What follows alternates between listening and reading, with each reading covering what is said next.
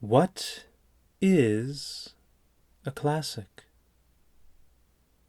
By Sainte-Beuve. What is a classic? A delicate question, to which somewhat diverse solutions might be given according to times and seasons.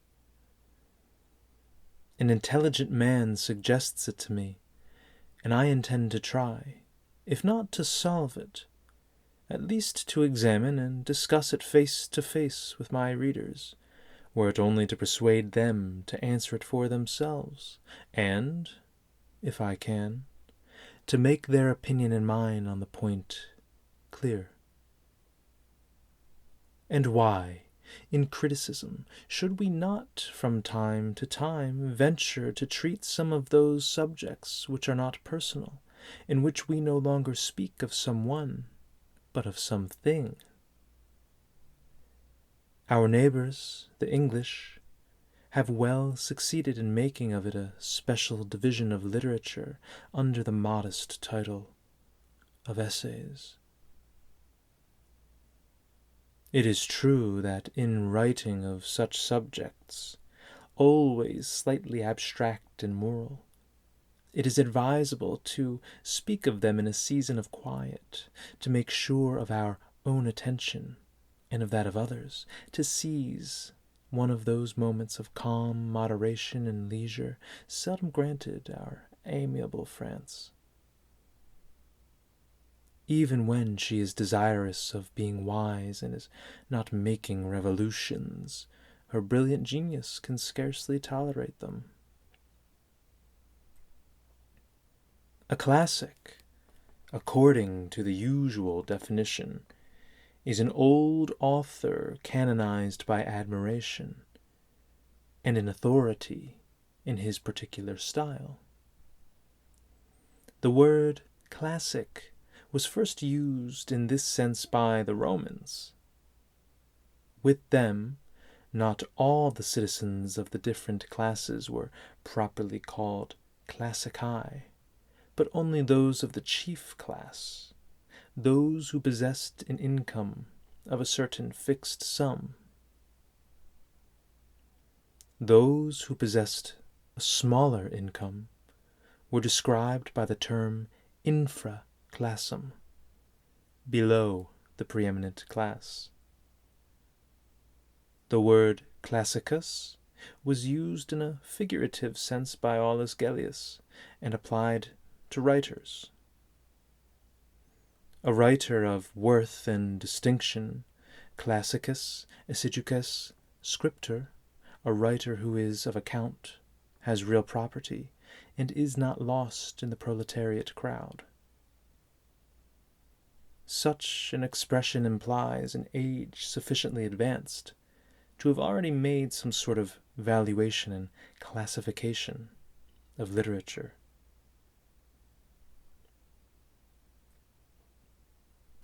At first, the only true classics for the moderns were the ancients.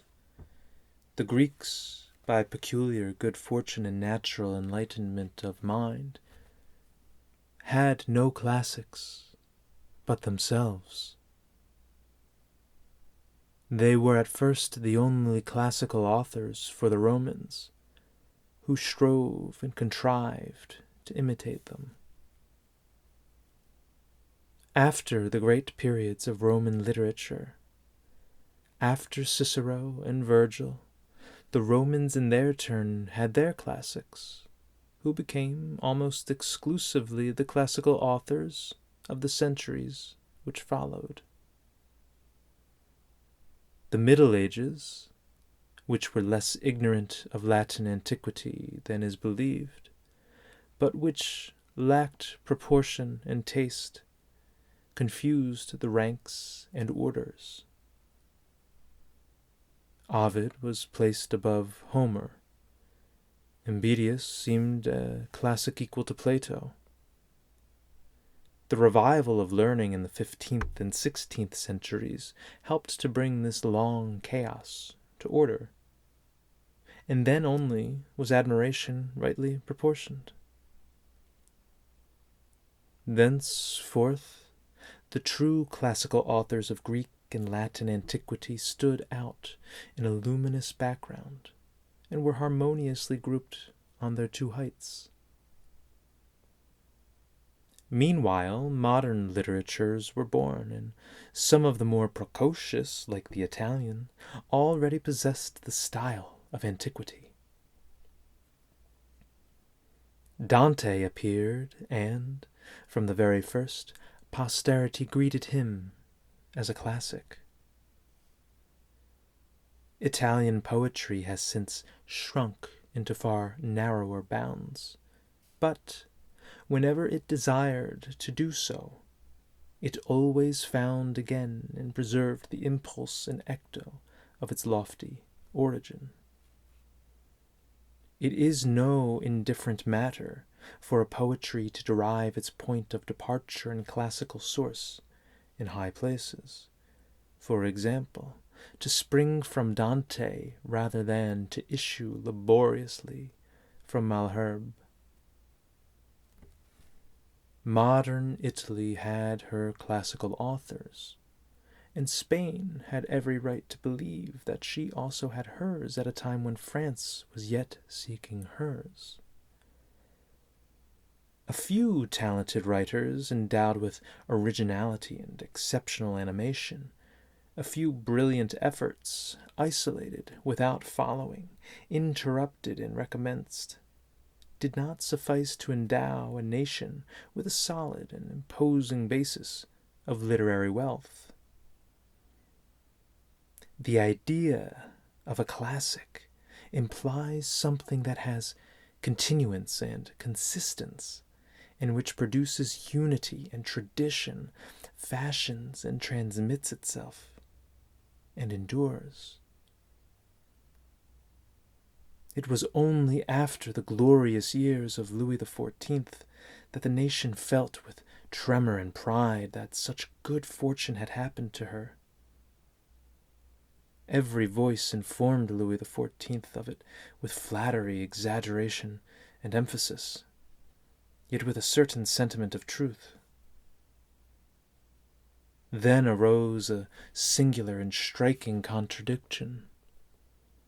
Those men of whom Perrault was the chief, the men who were most smitten with the marvels of the age of Louis the Great, who even went the length of sacrificing the ancients to the moderns, aimed at exalting and canonizing even those whom they regarded as inveterate opponents and adversaries.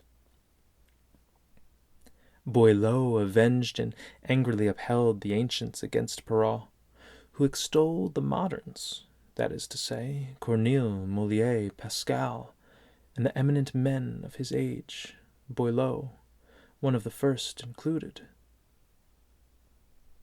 Kindly La Fontaine, taking part in the dispute in behalf of the learned Huet, did not perceive that, in spite of his defects, he was in his turn on the point of being held as a classic himself. Example is the best definition. From the time France possessed her age of Louis XIV and could contemplate it at a little distance, she knew, better than by any arguments, what to be classical meant. The 18th century, even in its medley of things, strengthened this idea through some fine works, due to its four great men. Read Voltaire's Age of Louis XIV, Montesquieu's Greatness and Fall of the Romans, Buffon's Epics of Nature, the beautiful pages of reverie and natural description of Rousseau's Savoyard Vicar, and say if the 18th century in these memorable works did not understand how to reconcile tradition with freedom of development and independence. But at the beginning of the present century, and under the Empire, in sight of the first attempts of a decidedly new and somewhat adventurous literature, the idea of a classic in a few resisting minds, more sorrowful than severe, was strangely narrowed and contracted. The first dictionary of the Academy merely defined a classical author as, quote, a much approved ancient writer, who is an authority as regards the subject he treats, unquote. The dictionary of the Academy of 1835 narrows that definition still more, and gives precision and even limit to its rather vague form. It describes classical authors as those who have become models in any language whatever. And in all the articles which follow, the expressions, models, fixed rules for composition and style, strict rules of art to which men must conform, continually recur. That definition of classic was evidently made by the respectable academicians, our predecessors, in face and sight of what was then called romantic, that is to say, in sight of the enemy. It seems to me time to renounce those timid and restrictive definitions, and to free our mind of them. A true classic, as I should like to hear it defined, is an author who has enriched the human mind, increased its treasure, and caused it to advance a step, who has discovered some moral and not equivocal truth, or revealed some eternal passion in the heart where all seemed known and discovered, who has expressed his thought, observation, or invention in no matter what form, only provided it be broad and great, refined and sensible, sane and beautiful in itself, who has spoken to all in his own peculiar style, a style which is found to be also that of the whole world, a style new, without neologism, new and old, easily contemporary with all time. Such a classic may for a moment have been revolutionary. It may at least have seemed so, but it is not. It is only lashed and subverted whatever prevented the restoration of the balance of order and beauty. If it is desired, names may be applied to this definition which I wish to make purposely majestic and fluctuating, or, in a word, all-embracing. I should first put there Corneille of the Paleukti, Cinna, and Horace's. I should put Molière there, the fullest and most complete poetic genius we have ever had in France. Goethe, the king of critics, said, quote, Molière is so great that he astonishes us afresh every time we read him. He is a man apart. His plays border on the tragic, and no one has the courage to try to imitate him. His Avare, where vice destroys all affection between father and son, is one of the most sublime works, and dramatic in the highest degree.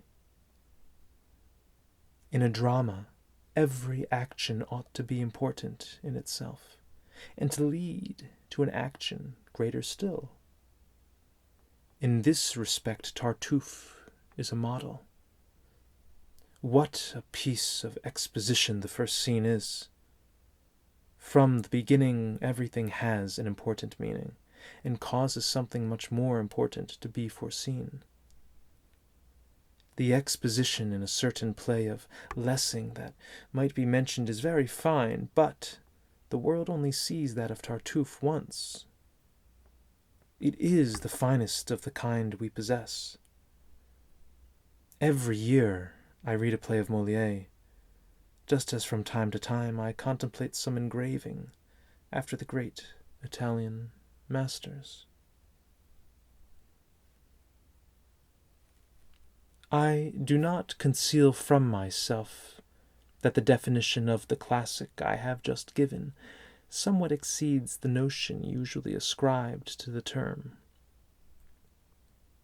It should, above all, include conditions of uniformity, wisdom, moderation, and reason, which dominate and contain all the others. Having to praise Collard, Remusat said, quote, "If he derives purity of taste, propriety of terms, variety of expression, attentive care in suiting the diction to the thought from our classics, he owes to himself alone the distinctive character he gives it all." It is here evident that the part allotted to classical qualities seems mostly to depend on harmony and nuances of expression, on graceful and temperate style. Such is also the most general opinion. In this sense, the preeminent classics would be writers of a middling order, exact, sensible, elegant, always clear, yet of noble feeling and airily veiled strength. Chenier was described the poetics of those temperate and accomplished writers in lines where he shows himself their happy disciple.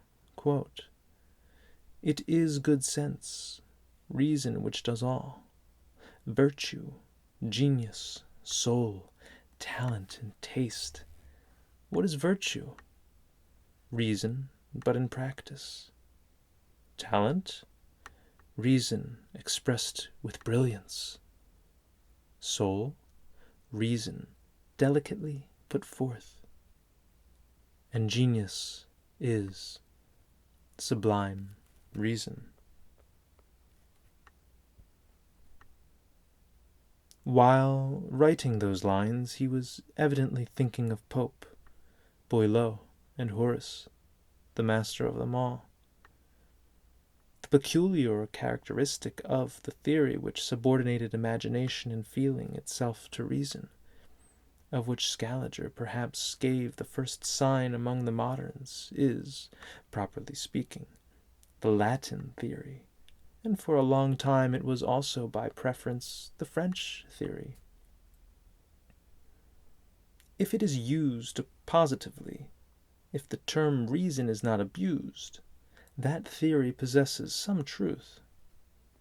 But it is evident that it is abused, and that if, for instance, reason can be confounded with poetic genius and make one with it in a moral epistle, it cannot be the same thing as the genius, so varied and so diversely creative in its expression of the passions, of the drama, or the epic. Where will you find reason in the 4th book of the Aeneid and the transports of Dido? Be that as it may, the spirit which prompted the theory caused writers to rule their inspiration, rather than those who abandoned themselves to it, to be placed in the first rank of classics, to put Virgil the more securely than Homer, Racine in preference to Corneille.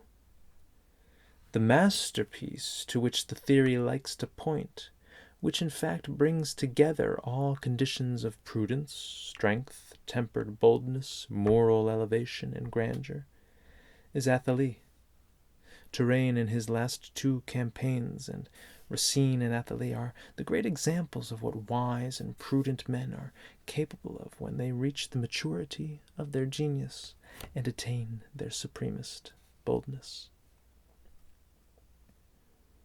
Buffon, in his Discourse on Style, insisting on the unity of design, arrangement, and execution, which are the stamps of true classical works, said, quote, "Every subject is one, and however vast it is, it can be comprised in a single treatise."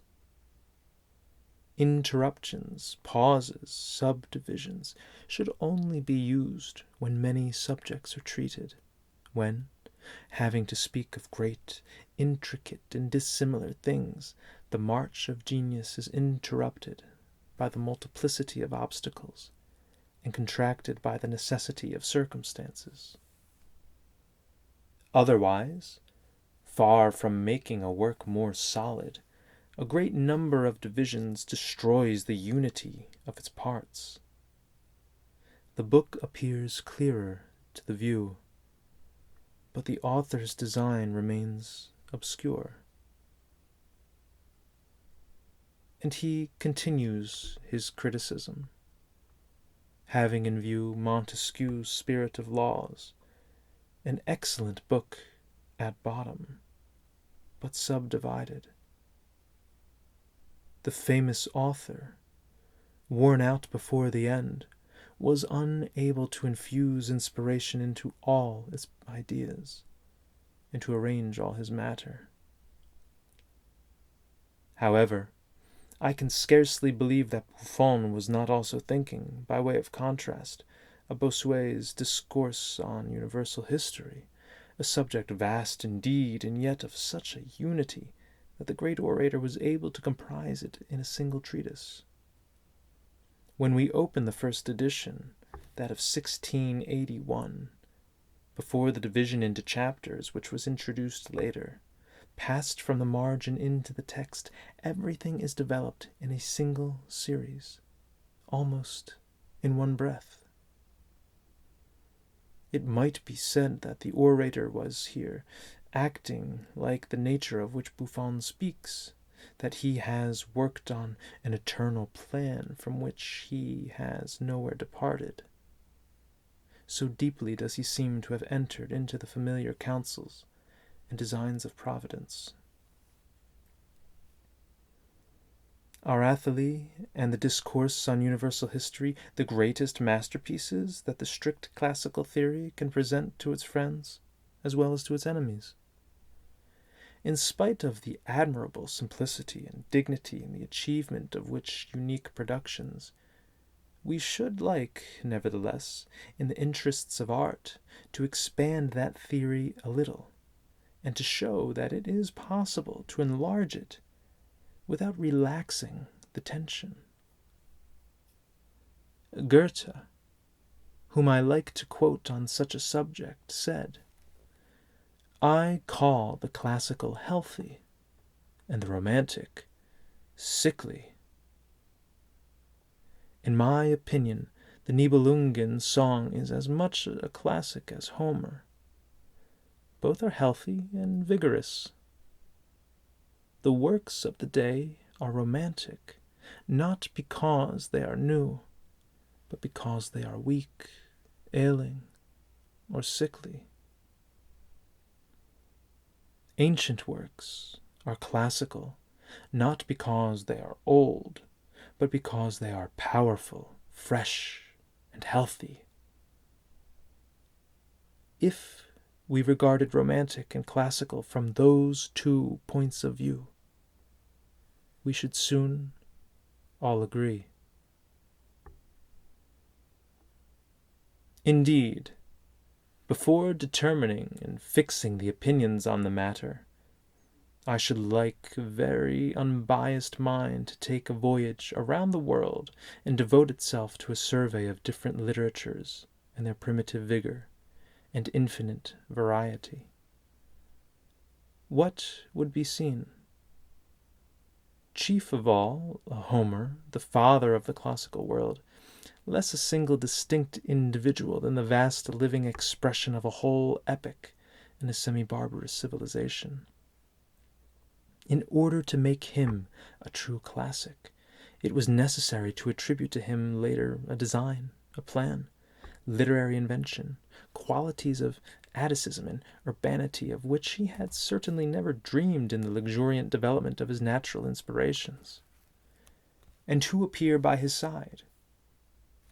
August, venerable, ancients, the Aeschyluses and the Sophocles, mutilated, it is true, and only there to present us with a debris of themselves. The survivors of many others are worthy, doubtless, as they to survive, but who have succumbed to the injuries of time. This thought alone would teach a man of impartial mind not to look upon the whole of even classical literatures with a too narrow and restricted view. He would learn that the exact and well-proportioned order which has since so largely prevailed in our admiration of the past was only the outcome of artificial circumstances. And in reaching the modern world, how would it be? The greatest names to be seen at the beginning of literatures are those which disturb and run counter to certain fixed ideas of what is beautiful and appropriate in poetry. For example, is Shakespeare a classic? Yes, now, for England and for the world, but in the time of Pope, he was not considered so. Pope and his friends were the only preeminent classics. Directly after their death, they seemed so forever. At the present time, they are still classics as they deserve to be, but they are only of the second order, and are forever subordinated and relegated to their rightful place by him who has again come to his own on the height of the horizon and humor. Hence it happened that France, less than any other nation, found in her old authors a right to demand vehemently, at a certain time, literary liberty and freedom, and that it was more difficult for her, in enfranchising herself, to remain classical. However, with Molière and La Fontaine among her classics of the great period, nothing could justly be refused to those who possessed courage and ability. The important point now seems to me to be to uphold, while extending, the idea and belief. There is no receipt for making classics. This point should be clearly recognized. To believe that an author will become a classic by imitating certain qualities of purity, moderation, accuracy, and elegance, independently of the style and inspiration, is to believe that after Racine the father, there is a place for Racine the son. Dull and estimable role, the worst in poetry. Further, it is hazardous to take too quickly and without opposition the place of a classic in the sight of one's contemporaries. In that case, there is a good chance of not retaining the position with posterity. Fontaines, in his day, was regarded by his friends as a pure classic. See how, at 25 years' distance, his star has set. How many of these precocious classics are there who do not endure, and who are so only for a while? We turn round one morning and are surprised not to find them standing behind us. Madame de Sévigné would wittily say they possessed but an evanescent color. With regard to classics, the least expected prove the best and the greatest. Seek them rather in the vigorous genius born immortal and in flourishing forever.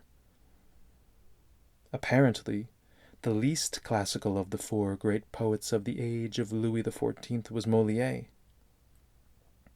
He was then applauded far more than he was esteemed. Men took delight in him without understanding his worth. After him, La Fontaine seemed the least classical. Observe, after 2 centuries, what is the result for both? Far above Boileau, even above Racine, are they not now unanimously considered to possess, in the highest degree, the characteristics of an all-embracing mortality?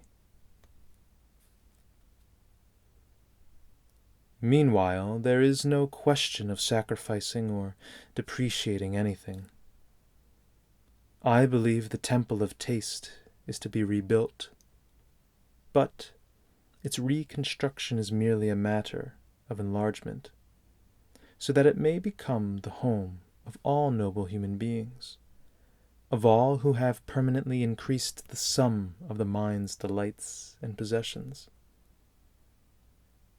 As for me, who cannot, obviously, in any degree pretend to be the architect or designer of such a temple, I shall confine myself to expressing a few earnest wishes, to submit, as it were, my designs for the edifice. Above all, I should desire not to exclude any one among the worthy.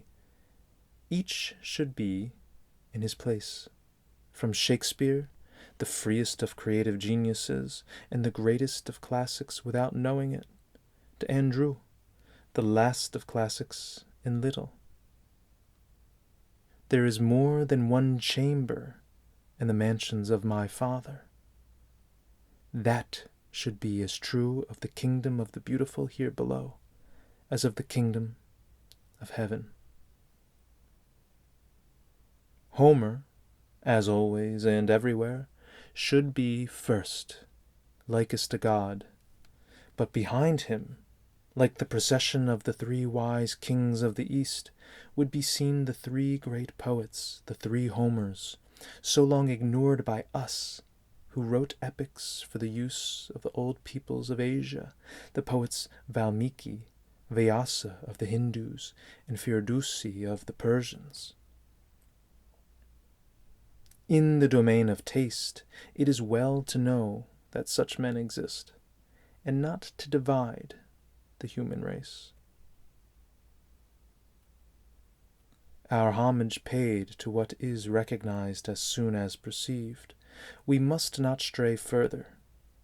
The eye should delight in 1,000 pleasing or majestic spectacles, should rejoice in 1,000 varied and surprising combinations, whose apparent confusion would never be without concord and harmony.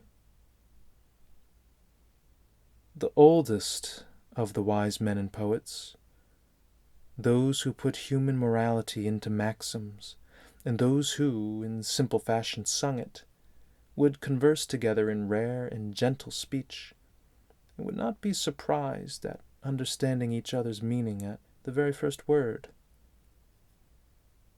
Solon, Hesiod, Job, Solomon, and why not Confucius, would welcome the cleverest moderns, La Rochefoucauld and La Bruyère, who, when listening to them, would say, they knew all that we know, and in repeating life's experiences, we have discovered nothing. On the hill, most easily discernible, and of most accessible ascent, Virgil, surrounded by Menander, Tibullus, Terence, Fénelon, would occupy himself in discoursing with them with great charm and divine enchantment. His gentle countenance would shine with an inner light, and be tinged with modesty. As on the day when entering the theatre at Rome, just as they finished reciting his verses, he saw the people rise with an unanimous movement, and pay to him the same homage as to Augustus.